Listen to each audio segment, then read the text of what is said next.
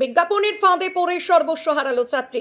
বেসরকারি ব্যাংকে চাকরির প্রলোভনে আর্থিক প্রতারণা। সাইবার ক্রাইম থানায় অভিযোগ। বসিরহাট থানার অন্তর্গত নৈহাটিতে বেসরকারি ব্যাংকে চাকরি দেওয়ার নামে বড়সড় আর্থিক প্রতারণার অভিযোগ উঠেছে।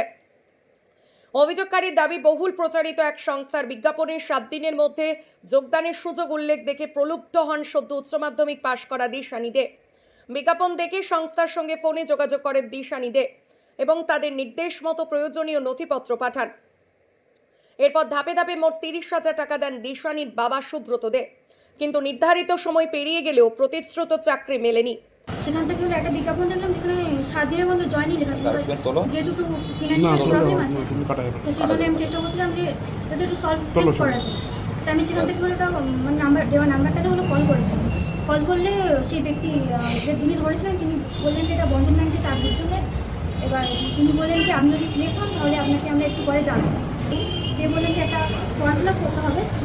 তারপর আমি আমার বাবাকে ফোনটা ধরে, তো তার সাথেও তিনি কথা বলেন। তখন মোট কত টাকা দিতে হয়েছিল? মোট দিতে হয়েছিল 29,200 টাকা দিতে হয়েছিল।